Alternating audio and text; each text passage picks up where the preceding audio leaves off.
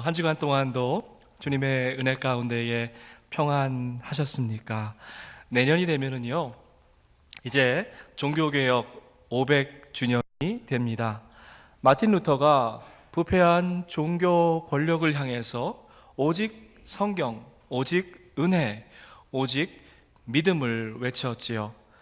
근데 가만히 생각해 보면 좀 이상한 게 있어요.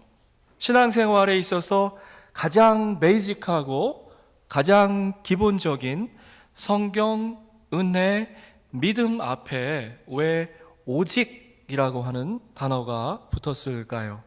그건 아마도 당시 널리 퍼져 있었던 인간 중심적인 인본주의에 대한 그러한 경고장이었을 겁니다.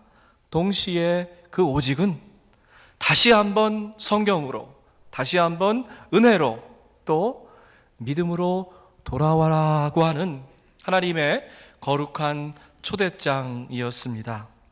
그런데 오직 믿음은요, 그 본래 의도와는 다르게 정말 오랫동안 오해를 받아왔습니다. 오늘 우리 2부 예배 나오신 여러분들에게 제가 좀 묻고 싶습니다. 오직 믿음으로만 구원을 받을 수 있습니까? 이렇게 아마 물으시면, 목사님 뭐 그렇게 당연한 질문을 하십니까? 믿음으로 이미 다 우리 구원받은 거 아닙니까? 그렇게 오히려 반문하실지도 모르겠습니다. 하지만 저에게 물어보신다면 제 대답은 yes and no입니다. 어떻게 믿음을 이해하고 또 어떻게 믿음을 정의하느냐에 따라서 대답이 달라지기 때문에 그렇습니다. 우선 믿음에 대한 가장 큰 잘못된 그 편견 두 가지를 좀 살펴보십시다. 어떤 분들은요, 믿음을 머리로만 이해하고 이성적으로 받아들이는 것이다 이렇게 생각하십니다.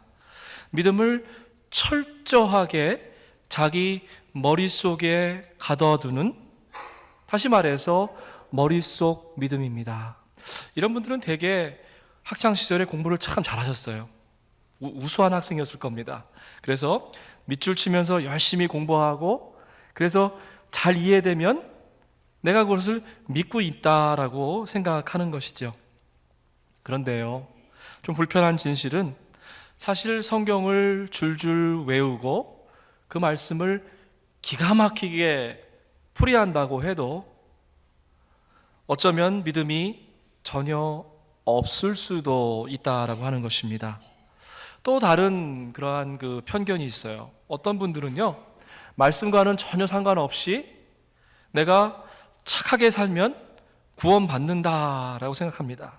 소위 법 없이도 잘 살 사람들은 자동적으로 구원을 받는다 이렇게 생각하시는 거죠. 실제로 다른 많은 종교들이 착한 행실과 구원을 하나로 이렇게 연결하기도 합니다.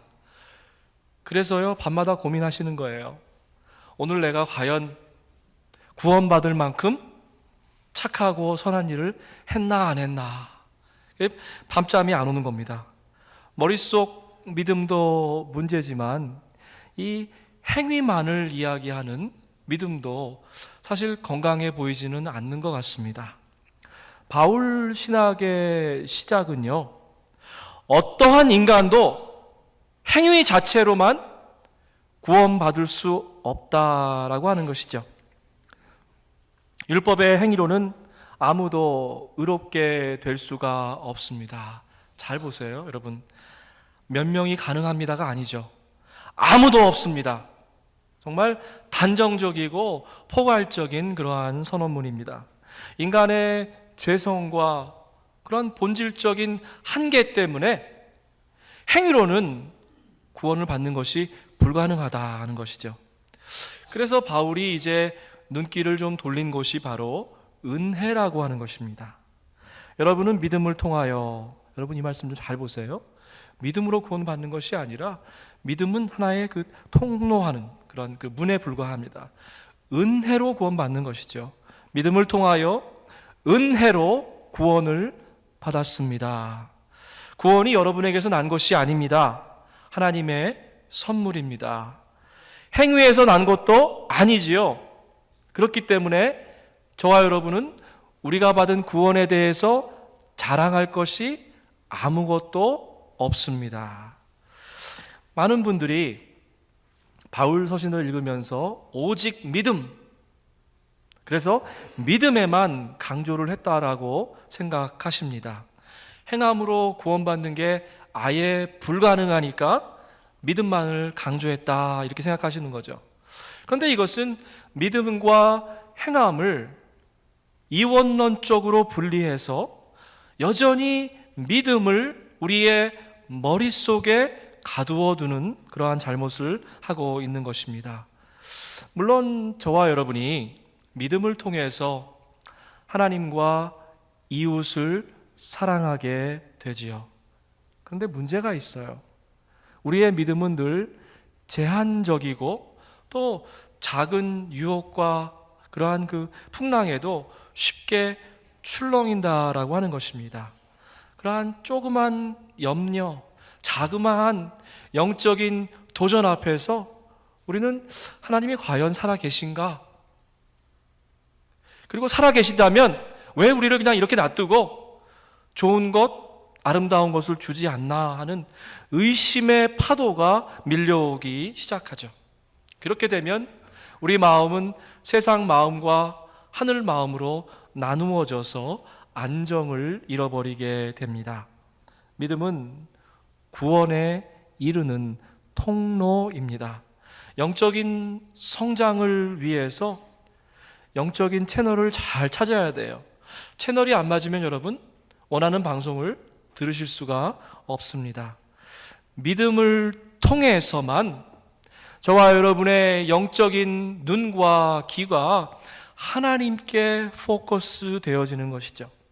그리고 나서야 은혜로 복된 소식, 복음이 우리에게 들려지고 이해되기 시작합니다. 그렇기 때문에 믿음은 영적 채널을 잘 찾는 것입니다. 은혜의 채널에 딱 튜닝이 되면 그때 복음이 들려오기 시작하는 거죠. 그렇기 때문에 구원은 철저하게 완벽하게 하나님께서 우리에게 주신 선물입니다. 내가 머리로 잘 믿고 또 뭔가를 잘해서 그 보상으로 구원을 받는 게 아니라 아무것도 자랑할 것이 없는 완벽한 은혜가 바로 구원인 것이죠. 곰곰이 생각해 보면 구원의 시작과 끝, 이 모두가 다 하나님인 것 같아요. 믿음이 어떻게 생겨납니까, 여러분? 말씀을 들을 때에 하나님의 말씀으로부터 믿음이 생겨나는 것이죠. 성경은 믿음으로 말미암아 구원에 이르는 지혜를 줍니다. 성경은 저와 여러분 하나님의 사람들을 이제 유능하게 만들고 선한 일을 할 수 있게 만들어준다라고 합니다. 성경에는 참 놀라운 힘이 있는 것 같아요. 근데 요즘 강단에는 말씀의 힘이 사라져버리고요, 얄팍한 힐링, 위로, 그리고 또 긍정의 힘 같은 것들이 넘쳐나고 있습니다. 그런데 우리 주변에만 봐도 말씀을 읽다가 하나님을 제대로 만난 분들이 참 많이 계세요. 아주 오랫동안 교회에는 근처에도 오지 않겠다고 아예 작정하시고 주님을 향한 마음의 문을 꽁꽁 걸어 잠그신 분이 계셨어요. 어느 날 밤 병원에서 당직을 쓰다가 이상하게 성령님의 감동에 이끌려서 성경을 펼치게 되었습니다. 그렇게도 읽지 않겠다고 거절했던 그 책인데, 누가 또 말씀을 풀어서 설명해 준 것도 아닌데 그냥 말씀을 읽다가 주님의 사랑, 십자가 사랑 앞에 고꾸라졌습니다. 그리고 나서 평생을 말씀을 가르치는 교사로 또 장로님으로 헌신된 삶을 살고 계십니다. 여러분 잘 아시는 무디 목사님 계시잖아요. 그분은요, 요즘 우리가 갖고 있는 기준으로 생각하면 그런 어떤 정규 교육도 받지 못한 아주 별 볼 일 없는 사람이었습니다. 성경책 하나, 볼펜 두 자루 달랑 들고 하나님이 하라고 하는 말씀이 나오면 검은색으로 표시하고 하지 말라 하는 말씀이 나오면 빨간색 볼펜으로 그렇게 쳤어요.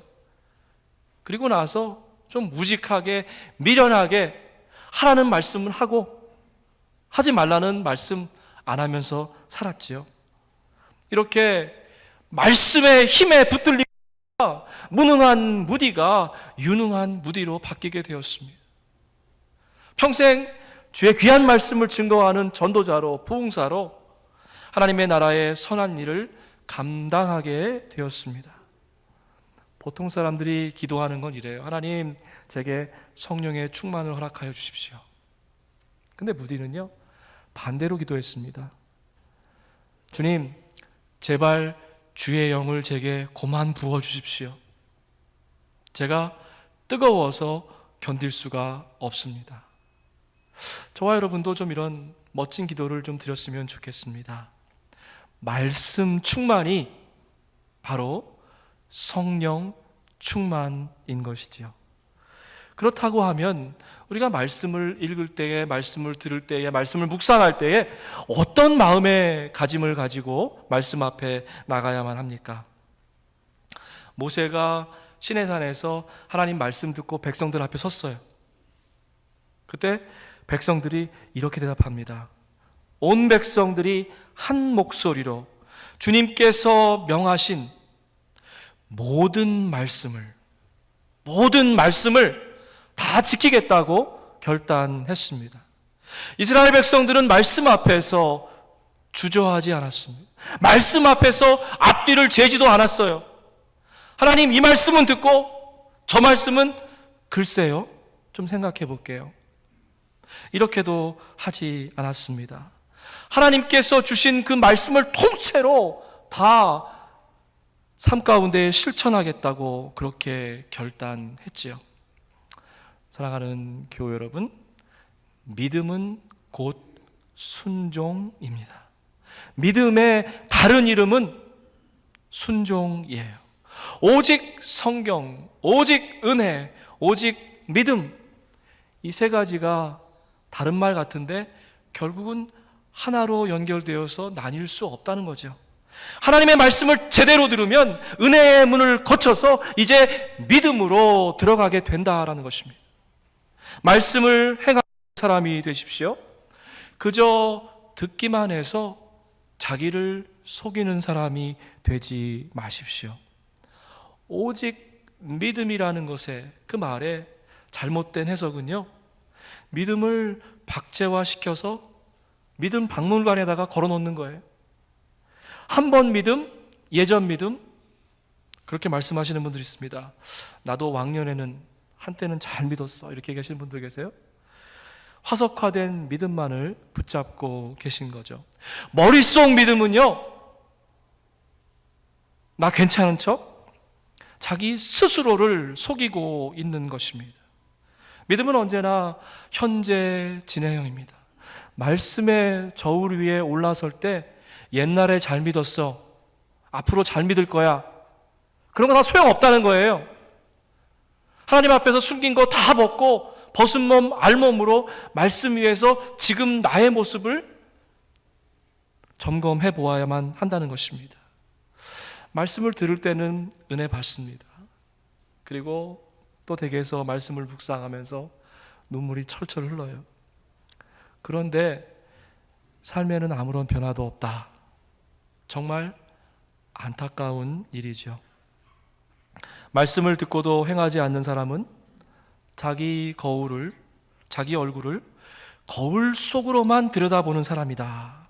이런 사람은 잠시 잠깐 거울 앞에 서서 자기 모습을 보지만 거울을 떠나면 곧 잊어버린다, 이렇게 말씀했습니다. 거울 속을 들여본다라고 하는 말은요, 겉모습만 잠시 살펴본다는 말입니다. 대부분의 사람들은 그 거울을 보고 얼굴에 더러운 게 묻어 있으면 지우죠. 화장도 고치고 깨끗하게 닦아냅니다. 그런데 영적인 눈이 어두워지면은요, 말씀 거울을 슬쩍 보기는 해요. 그런데 아무런 영혼의 찔림이 없는 것이죠. 초대교회에도 썬데이 크리스찬들이 있었나 봅니다. 일주일에 한 번 교회 나와서 말씀 거울 슬쩍 보고 일주일 내내 정신없이 살아갑니다.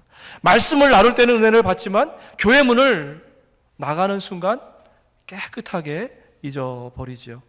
이게 바로 거울 속을 들여다보기만 하는 사람, 진짜 자기 모습을 잊고 사는 사람입니다. 그런데요, 오늘 보면 25절에 아주 중요한 동사가 하나 나옵니다. 잘 살펴본다라는 말인데요, 완벽한 율법, 자유를 주는 그 율법을 잘 살피고라고 기록되어 있습니다. 끊임없이 그대로 사는 사람은 그가 행한 일로 복을 받습니다. 이 잘 살핀다는 그 말은요, 겉모습만 보는 게 아니라 영혼 깊은 곳을 진찰한다는 그런 말입니다. 거울을 볼 때는 여러분 어떻게 하세요? 습관적으로 보시죠. 그리고 거울에 비춰진 모습을 반사적으로 볼 뿐입니다. 그런데 잘 살핀다고 하는 것은 의도적으로 자세하게 나의 영혼 속사람 깊은 곳을 본다는 거예요.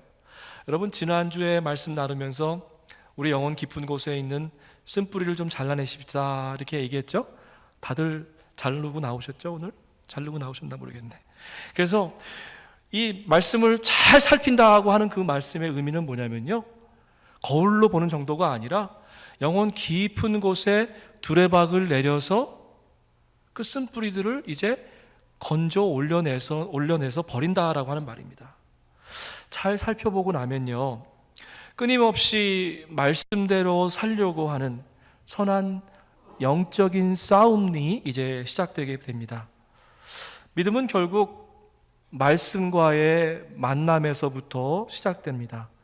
야곱이 꿈속에서 환상을 통해서 하나님의 놀라운 약속을 듣게 되죠. 내가 너와 함께하며 내가 어디로 가든지 너를 지켜주겠다. 내가 너에게 약속한 것을 다 이루기까지 내가 너를 결코 떠나지 않겠다. 야곱은요, 이 말씀을 듣기만 한 게 아니에요. 듣고 나서 믿음으로 즉시 결단했습니다.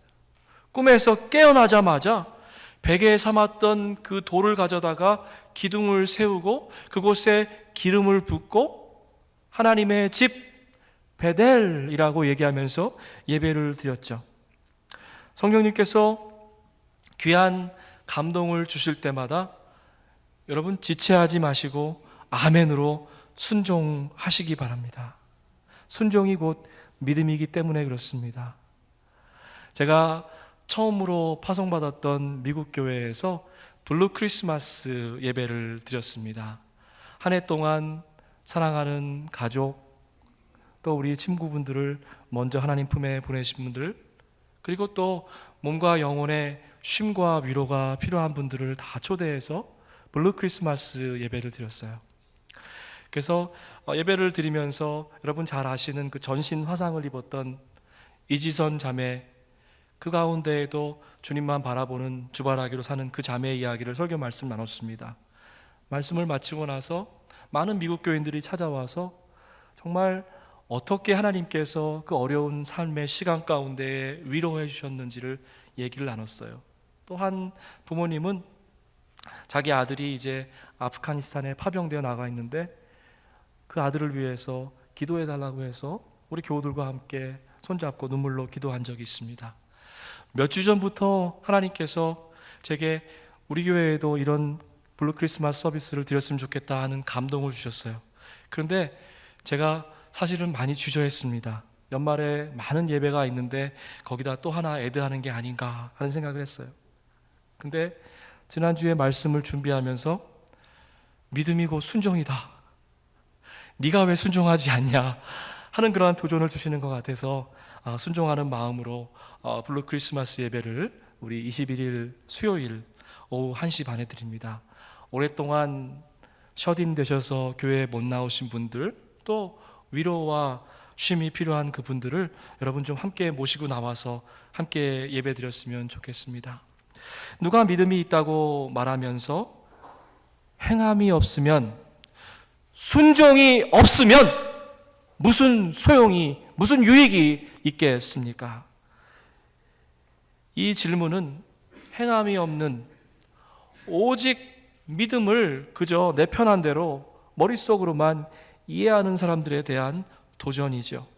거울 앞에 서 있어도 자기 모습을 제대로 보지 못하는 사람들에 대한 그들에게 묻는 질문이기도 합니다.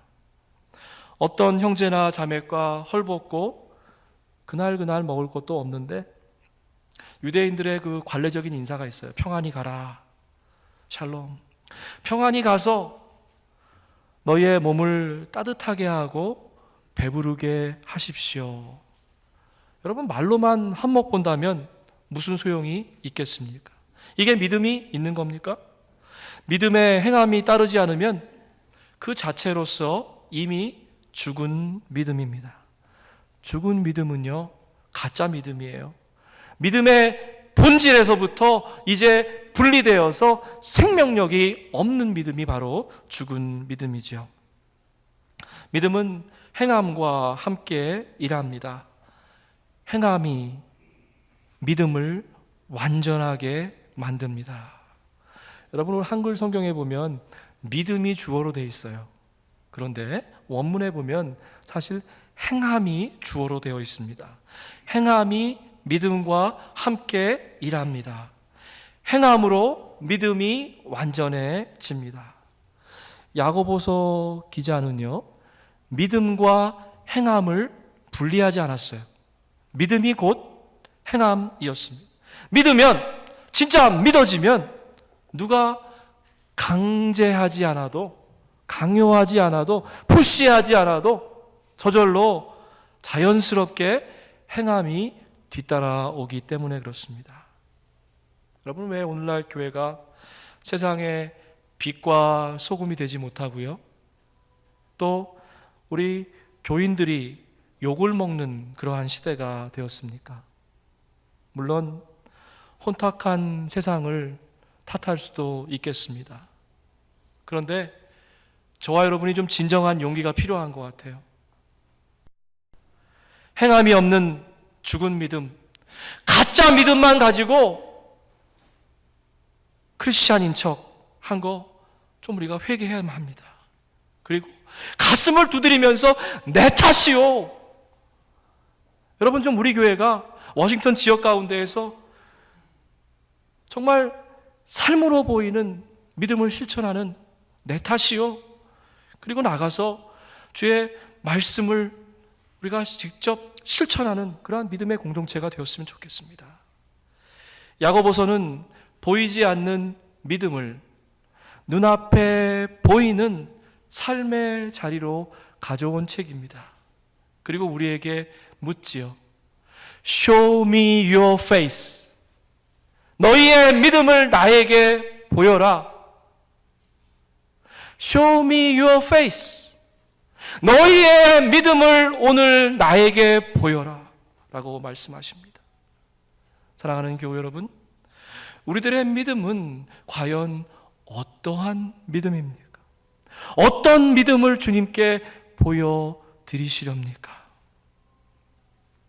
며칠 전 새벽 예배 시간에 우리 아까 귀한 말씀을 전해주신 황기영 목사님의 간증을 들었습니다.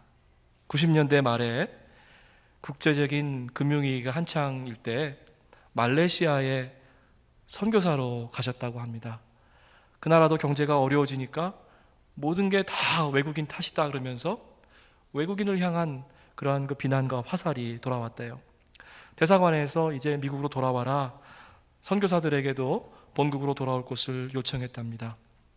하지만 인도네시아 그 전역에서 사역하시는 선교사님들의 자녀를 한 곳에 모아서 우리 선교사의 자녀들을 교육하는 황 목사님은 선교지에 남기로 결정했다라고 합니다. 마을 밖에서 괴한들이 와서 황 목사님 룸메이트를 납치하려고 하는 그러한 위협도 있었대요.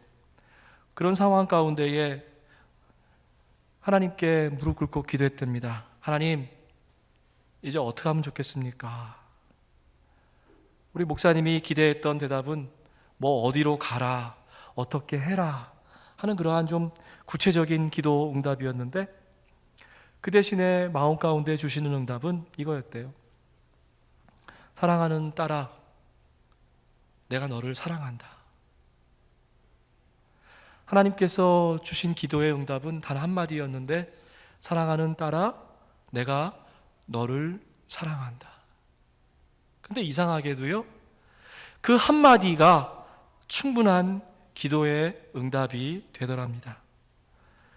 이 간증을 하시는데 황 목사님 눈가에 눈물이 스쳐가는 것을 보았습니다. 저도 깊은 감동을 받으면서 시편 16편에 있는 말씀이 생각났습니다. 주님께서 몸소 생명의 길을 나에게 보여주시니 주님을 모시고 사는 삶에 기쁨이 넘칩니다. 주님께서 내 오른쪽에 계시니 이 큰 즐거움이 영원토록 이어질 것입니다. 사랑하는 워싱턴 한인교회 교우 여러분, 주님께서 지금 이 순간에 저와 여러분에게 묻고 계십니다. Show me your face. 너의 믿음을 나에게 보여달라. 하나님 앞에서는 말씀만 듣는 사람이, 머릿속에 믿음만 간직한 사람이 의로운 사람이 아니지요. 오직 말씀을 실천하는 사람이 하나님께서 보시기에 의로운 사람입니다. 더 이상 잠깐 말씀의 거울 앞에서 슬쩍슬쩍 내 겉모습만 살피지 마십시다. 일주일에 말씀 한 번 듣고 곧바로 내 영혼의 모습을 잃어버리는 그런 삶 좀 이제 그만 사십시다. 매일 매순간 말씀의 저울 위에서 영혼의 깊은 곳을 살펴보십시다. 살아 숨쉬는 믿음, 말씀을 삶으로 살아내는 그 믿음을 주님께 보여드리십시다. 한 주간 동안도 이 귀한 믿음으로 승리하시는 복된 한 주가 되기를 주의 이름으로 축복합니다. 아멘. 함께 기도하겠습니다. 하나님, 야고보서의 말씀을 통하여서 너희의 믿음을 나에게 보여라. 오늘 저희 영혼을 흔들어 깨우시고 도전하신 것 감사합니다. 행함이 있는 믿음, 산 믿음, 살아 숨쉬는 믿음, 그것을 우리의 심장에서 꺼내 보여드릴 수 있는 저희들 되도록 늘 인도하여 주시옵소서. 감사하고 예수님의 이름으로 기도하옵나이다.